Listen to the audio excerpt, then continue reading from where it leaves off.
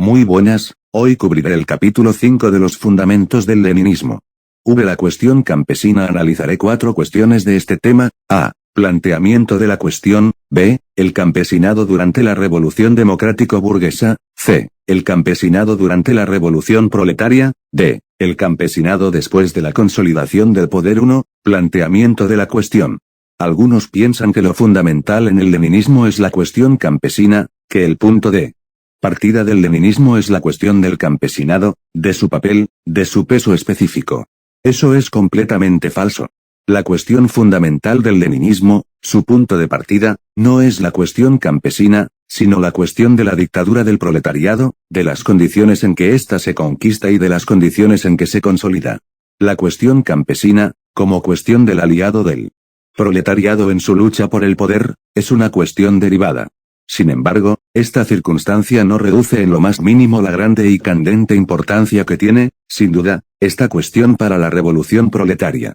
Es sabido que, entre los marxistas rusos, la cuestión campesina empezó a estudiarse a fondo en vísperas precisamente de la primera revolución, 1905, cuando el derrocamiento del zarismo y la realización de la hegemonía del proletariado se plantearon en toda su magnitud ante el partido y la cuestión del aliado del proletariado en la revolución burguesa inminente adquirió un carácter palpitante.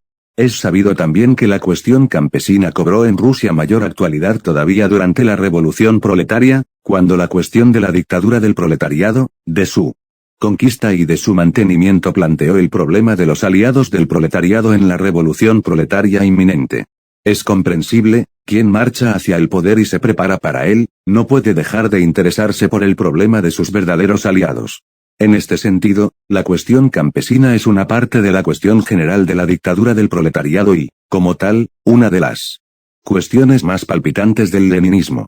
La indiferencia, e incluso la actitud francamente negativa de los partidos de la I internacional ante la cuestión campesina, no se debe solo a las condiciones específicas del desarrollo en el Occidente, se debe, ante todo, a que esos partidos no creen en la dictadura del proletariado, temen la revolución y no piensan en llevar el proletariado al poder.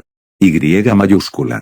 Quien teme la revolución, quien no quiere llevar a los proletarios al poder, no puede interesarse por la cuestión de los aliados del proletariado en la revolución. Para esa gente, la cuestión de los aliados es una cuestión sin importancia, sin ninguna actualidad. Los héroes de la I internacional consideran su actitud irónica hacia la cuestión campesina como de buen tono, como marxismo auténtico. En realidad, esta actitud no tiene ni un ápice de marxismo, pues la indiferencia ante una cuestión tan importante como la campesina, en vísperas de la revolución proletaria, es el reverso de la negación de la dictadura del proletariado, un síntoma indudable de franca traición al marxismo. La cuestión se plantea así: están ya agotadas las posibilidades revolucionarias que, como resultado de determinadas condiciones de su existencia, encierra en su seno la masa campesina, o no lo están? Y, si no lo están, hay la esperanza de aprovechar estas posibilidades para la revolución proletaria, de convertir al campesinado, a su mayoría explotada, de reserva de la burguesía, como lo fue durante las revoluciones burguesas del Occidente y lo sigue siendo en la actualidad, en reserva del proletariado, en aliado de este. Hay fundamento para ello. El leninismo da a esta pregunta una respuesta afirmativa, es decir, reconoce la existencia de una capacidad revolucionaria en la mayoría de los campesinos y la posibilidad de aprovechar esa capacidad en interés de la dictadura del proletariado. La historia de 3 revoluciones en Rusia confirma plenamente las conclusiones del leninismo a este respecto. De aquí la conclusión práctica de apoyar a las masas trabajadoras del campo en su lucha contra el sojuzgamiento y la explotación, en su lucha por redimirse de la opresión y de la miseria. Esto no significa, naturalmente, que el proletariado deba apoyar todo movimiento campesino. Debe apoyar, concretamente, los movimientos y las luchas de los campesinos que contribuyan directa o indirectamente al movimiento de liberación del proletariado, que, de una u otra forma, lleven el agua al molino de la revolución proletaria, que contribuyan a convertir a los campesinos en reserva y aliado de la clase obrera. 2. El campesinado durante la revolución democrático-burguesa. Este periodo se extiende de la primera revolución rusa, 1905, a la segunda, febrero de 1917, inclusive. El rasgo Característico de este periodo consiste en que los campesinos se emancipan de la influencia de la burguesía liberal, en que los campesinos se apartan de los demócratas constitucionalistas, en que irán hacia el proletariado, hacia el partido bolchevique. La historia de este periodo es la historia de la lucha entre los demócratas constitucionalistas, burguesía liberal, y los bolcheviques. Proletariado, por conquistar a los campesinos. La suerte de esta lucha la decidió el periodo de las Dumas, pues el periodo de las 4 Dumas fue para los campesinos una lección palmaria, y esa lección les hizo ver con toda nitidez que de manos de los demócratas constitucionalistas no recibirían ni la tierra ni la libertad, que el zar se hallaba por entero al lado de los terratenientes y que los demócratas constitucionalistas apoyaban al zar, que la única fuerza con cuya ayuda podrían contar eran los obreros de la ciudad, el proletariado.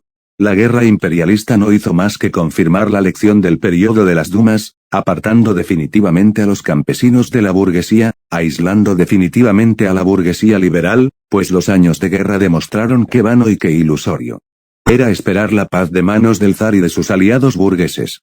Sin las palmarias enseñanzas del periodo de las Dumas hubiera sido imposible la hegemonía del proletariado. Así fue como se llegó a la alianza de los obreros y los campesinos en la revolución democrático-burguesa.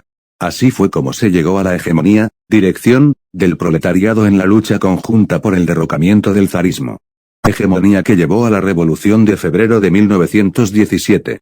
Las revoluciones burguesas del Occidente, Inglaterra, Francia, Alemania, Austria, siguieron, como es sabido, otro camino. Allí la hegemonía no perteneció al proletariado, que por su debilidad no era ni podía ser una fuerza política independiente, sino a la burguesía liberal. Allí, los campesinos no obtuvieron su liberación del régimen de servidumbre de manos del proletariado, poco numeroso y mal organizado, sino de manos de la burguesía.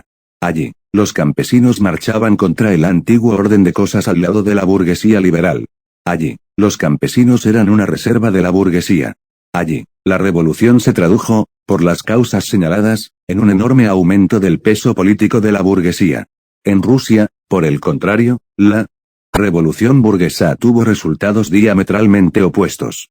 En Rusia, la revolución no se tradujo en el fortalecimiento, sino en el debilitamiento de la burguesía como fuerza política, no aumentó sus reservas políticas, sino que le hizo perder su reserva fundamental, el campesinado. En Rusia, la revolución burguesa no colocó en primer plano a la burguesía liberal, sino al proletariado revolucionario, agrupando en torno a este a los millones y millones de campesinos. A esta, entre otras razones, se debe el que la revolución burguesa en Rusia se transformase, en un plazo relativamente breve, en revolución proletaria. La hegemonía del proletariado fue el germen de su dictadura, el peldaño que llevó hasta ella. ¿A qué se debe este fenómeno peculiar de la revolución rusa, este fenómeno sin precedente en la historia de las revoluciones burguesas del Occidente? ¿Cuál es el origen de esta peculiaridad? Débese a que la revolución burguesa tuvo lugar en Rusia en condiciones de un mayor desarrollo de la lucha de clases que en el Occidente, a que el proletariado ruso constituía ya, a la sazón, una fuerza política independiente, mientras que la burguesía liberal, asustada por el espíritu revolucionario del proletariado, había perdido todo tinte revolucionario, particularmente después de las enseñanzas de 1905, y había girado hacia una alianza con el zar y con los terratenientes contra la revolución, contra los obreros y los campesinos. Conviene fijar la atención en las siguientes circunstancias, que determinaron el carácter peculiar de la revolución burguesa rusa. A. La extraordinaria concentración de la industria rusa en vísperas de la revolución. Es sabido, por ejemplo, que el 54% de todos los obreros de Rusia trabajaban en empresas de más de 500 obreros, mientras que en un país tan desarrollado como los Estados Unidos solo trabajaban en empresas análogas el 33% de los obreros.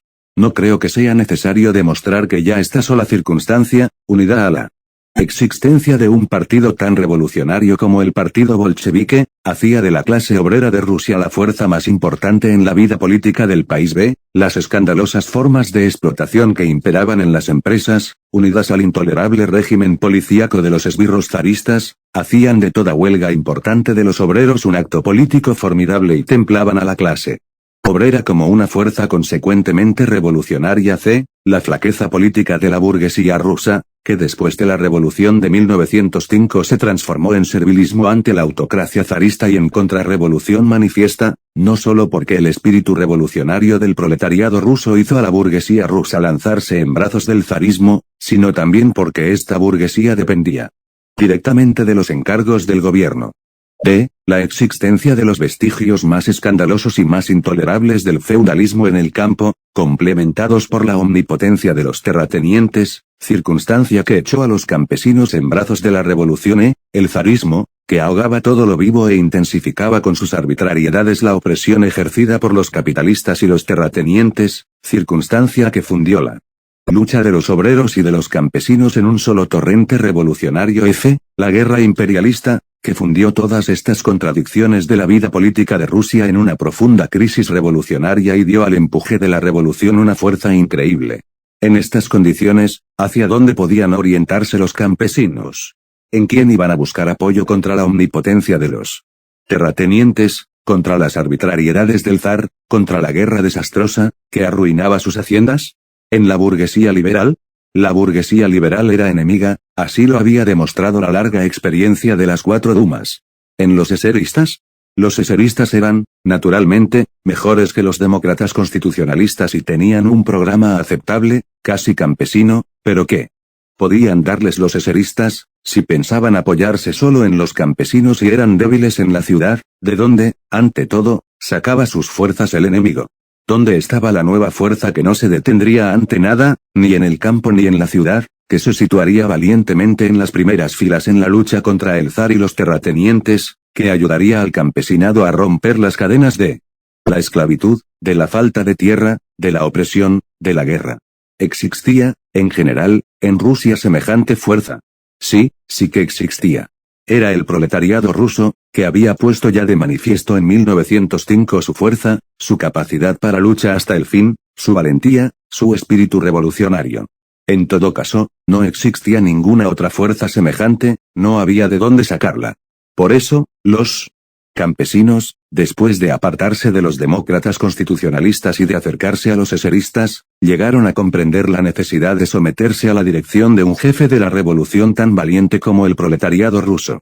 Tales fueron las circunstancias que determinaron el carácter peculiar de la revolución burguesa en Rusia. El campesinado durante la revolución proletaria. Este periodo se extiende de la Revolución de Febrero, 1917, a la Revolución de Octubre, 1917. Es un periodo relativamente breve, en total 8 meses, pero, desde el punto de vista de la formación política y de la educación revolucionaria de las masas, esos 8 meses bien pueden ser equiparados a largos decenios de desarrollo constitucional ordinario, pues son 8 meses de revolución. El rasgo característico de este periodo es que los campesinos se hacen más revolucionarios, se desengañan de los eseristas, se apartan de ellos y dan un nuevo viraje para agruparse de manera directa en torno al proletariado, como única fuerza revolucionaria consecuente hasta el fin, capaz de llevar el país a la paz. La historia de este periodo es la historia de la lucha de los eseristas, democracia pequeño burguesa, y de los bolcheviques, democracia proletaria, por conquistar a los campesinos, por ganarse a la mayoría de los campesinos. Decidieron la suerte de esta lucha el periodo de la coalición, el periodo de la Kerenskiada, la negativa de los eseristas y los mencheviques a confiscar las tierras de los terratenientes, la lucha de los eseristas y los mencheviques por la continuación de la guerra, la ofensiva de junio en el frente, la pena de muerte para los soldados y la sublevación de Kornilov. Si antes, en el periodo anterior, la cuestión fundamental de la revolución era derrocar al zar y el poder de los terratenientes, ahora, en el periodo siguiente a la Revolución de Febrero, en el que ya no había zar, y la guerra, interminable, daba el golpe de gracia a la economía del país. Arruinando enteramente a los campesinos, la cuestión fundamental de la revolución era acabar con la guerra. El centro de gravedad se había desplazado, sin dejar lugar a dudas, de las cuestiones de carácter puramente interior a la cuestión fundamental, a la cuestión de la guerra. Poner fin a la guerra, librarse de la guerra, tal era el clamor general del país extenuado y, sobre todo, de los campesinos. Ahora bien, para librarse de la guerra, había que derrocar al gobierno provisional, había que derrocar el poder de la burguesía, había que derrocar el poder de los eseristas y los mencheviques, porque eran ellos, y solo ellos, quienes dilataban la guerra hasta la victoria final. En realidad, no había más camino para salir de la guerra que el derrocamiento de la burguesía. Fue aquella. Una nueva revolución, una revolución proletaria, porque arrojaba del poder a la última fracción, a la fracción de extrema izquierda de la burguesía imperialista, a los partidos eserista y menchevique, para crear un nuevo poder, un poder proletario, el poder de los soviets, para llevar al poder al partido del proletariado revolucionario, al partido bolchevique, al partido de la lucha revolucionaria. Contra la guerra imperialista y por una paz democrática. La mayoría de los campesinos apoyó la lucha de los obreros por la paz, por el poder de los soviets. Para los campesinos no había otra salida. No podía haber otra salida.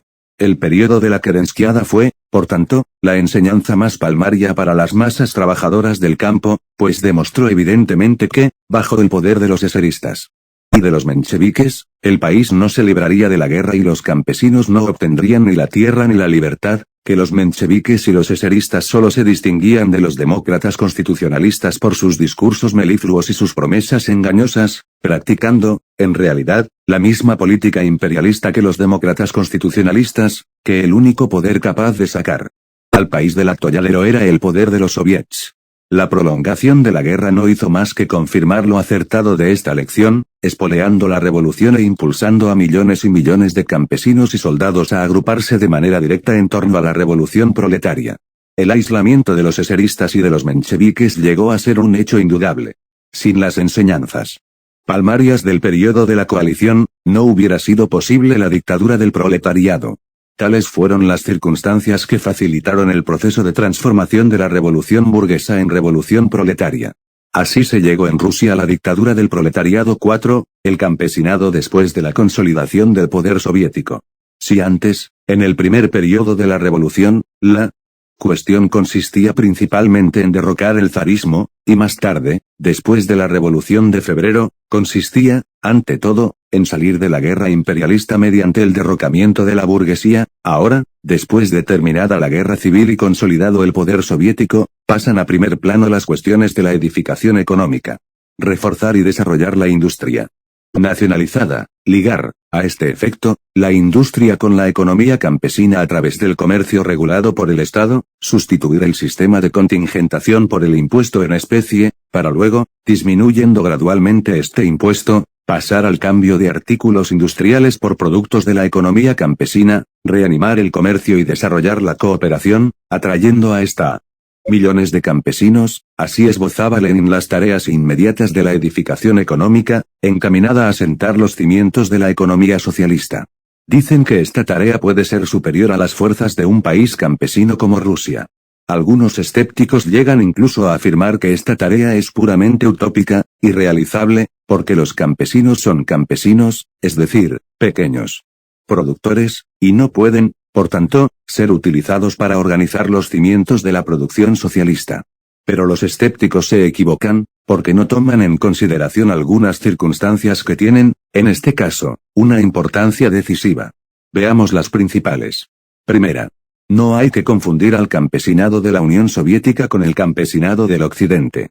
Un campesinado que ha pasado por la escuela de 3 revoluciones, que ha luchado del brazo del proletariado y bajo la dirección del proletariado contra el zar y el poder burgués, un campesinado que ha recibido de manos de la revolución proletaria la tierra y la paz y que, por ello se ha convertido en reserva del proletariado. Este campesinado no puede por menos de diferenciarse del campesinado que ha luchado en la revolución burguesa bajo la dirección de la burguesía liberal, ha recibido la tierra de manos de esta burguesía y se ha convertido por ello, en reserva de la burguesía. Huelga demostrar que el campesino soviético, acostumbrado a apreciar la amistad política y la colaboración política del proletariado y que debe su libertad a esta amistad y a esta colaboración, no puede por menos de estar extraordinariamente predispuesto a colaborar económicamente con el proletariado. Engels decía que la conquista del poder político por el Partido Socialista se ha ido dibujando como una meta próxima, que, para conquistar el poder político, este partido tiene antes que ir de la ciudad al campo y convertirse aquí en una potencia. V. Engels, El problema campesino, edición 1922. Engels escribió estas palabras en el último decenio del siglo pasado, refiriéndose a los campesinos del Occidente. Es necesario demostrar que los comunistas rusos, que han llevado a cabo en este terreno una labor gigantesca en el transcurso de 3 revoluciones, han conseguido crearse ya en el campo una influencia y un apoyo con los que nuestros compañeros del Occidente no pueden ni siquiera soñar. ¿Cómo es posible negar que esta circunstancia no puede por menos de facilitar de modo radical el establecimiento de la colaboración económica entre la clase obrera y los campesinos de Rusia? Los escépticos repiten machaconamente que los pequeños campesinos son un factor incompatible con la edificación socialista. Pero escuchad lo que dice Engels a propósito de los pequeños campesinos del Occidente: nosotros estamos resueltamente de parte del pequeño campesino, haremos todo cuanto sea admisible para hacer más llevadera su suerte, para hacerle más fácil el paso al régimen cooperativo, caso de que se decida a él, e incluso para facilitarle un largo plazo de tiempo para que lo piense en su parcela, si no se decide a tomar todavía esta determinación. Y lo hacemos así, no solo porque consideramos posible el paso a nuestro lado del pequeño campesino que trabaja su tierra, sino además por un interés directo de partido. Cuanto mayor sea el número de campesinos a quienes ahorremos su caída efectiva en el proletariado, a quienes podamos ganar ya para nosotros como campesinos, más rápida y fácilmente se llevará a cabo la transformación social. No está en nuestro interés el tener que esperar, para esta transformación, a que se desarrolle en todas partes, hasta sus últimas consecuencias, la producción capitalista, a que hayan caído en las garras de la gran producción capitalista hasta el último pequeño artesano y el último pequeño campesino. Los sacrificios materiales que haya que hacer en este sentido en interés de los campesinos, a costa de los fondos públicos, podrán ser considerados, desde el punto de vista de la economía capitalista, como dinero tirado, pero serán, a pesar de eso, una excelente inversión, pues ahorrarán, tal vez, una cantidad decuplicada en los gastos de la reorganización de la sociedad en general. Por tanto, en este sentido podremos proceder con los campesinos muy generosamente, obra citada. Así hablaba Engels, refiriéndose a los campesinos del Occidente. Pero no está claro, ¿acaso, que lo que Engels dice no puede llevarse a cabo en ningún sitio con tanta facilidad ni plenitud como en el país de la dictadura del proletariado? ¿Acaso no está claro que solo en la Rusia soviética puede darse sin dilación e íntegramente el paso a nuestro lado del pequeño campesino que trabaja por su cuenta y que los sacrificios materiales y la generosidad respecto a los campesinos, necesarios para ello, así como otras medidas análogas en beneficio de los campesinos, se aplican ya en Rusia? ¿Cómo puede negarse que esta circunstancia tiene, a su vez, que facilitar e impulsar la edificación económica del país soviético? Segunda. No hay que confundir la agricultura de Rusia con la del Occidente. En el Occidente la agricultura se desarrolla siguiendo la ruta habitual del capitalismo, en medio de una profunda diferenciación de los campesinos, con grandes fincas y latifundios privados capitalistas, en uno de los polos y, en el otro, pauperismo, miseria y esclavitud asalariada. Allí son completamente naturales, a consecuencia de ello, la disgregación y la descomposición. No sucede así en Rusia. En nuestro país, la agricultura no puede desarrollarse siguiendo esa ruta, ya que la existencia del poder soviético y la nacionalización de los instrumentos y medios de producción fundamentales no permiten semejante desarrollo. En Rusia el desarrollo de la agricultura debe seguir otro camino, el camino de la cooperación de millones de campesinos pequeños y medios, el camino del desarrollo de la cooperación en masa en el campo, fomentada por el Estado mediante créditos concedidos en condiciones ventajosas. Lenin indicaba acertadamente, en sus artículos sobre la cooperación, que el desarrollo de la agricultura de nuestro país debía seguir un camino nuevo, incorporando a la mayoría de los campesinos a la edificación socialista a través de la cooperación, introduciendo gradualmente en la economía rural el principio del colectivismo, primero en la venta de los productos agrícolas y después en su producción. En este sentido, son sumamente interesantes algunos fenómenos nuevos que se presentan en el campo, en relación con la cooperación agrícola. Es sabido que en el seno de la Unión de Cooperativas Agrícolas han surgido, en diferentes ramas de la economía rural en la producción de lino, de patata, de manteca, etc., nuevas y fuertes organizaciones con un gran porvenir. Entre ellas figura, por ejemplo, la Cooperativa Central del Lino, que agrupa a toda una red de cooperativas campesinas de producción de lino. La Cooperativa Central del Lino se ocupa de suministrar a los campesinos semillas e instrumentos de producción, compra después a los mismos campesinos toda su producción de lino, la vende en gran Escala en el mercado, garantiza a los campesinos una participación en los beneficios y, de este modo, liga a la economía campesina, a través de la unión de cooperativas agrícolas, con la industria del Estado. ¿Qué nombre debe darse a semejante forma de organización de la producción? Se trata, a mi juicio, de un sistema doméstico de gran producción agrícola socialista de Estado.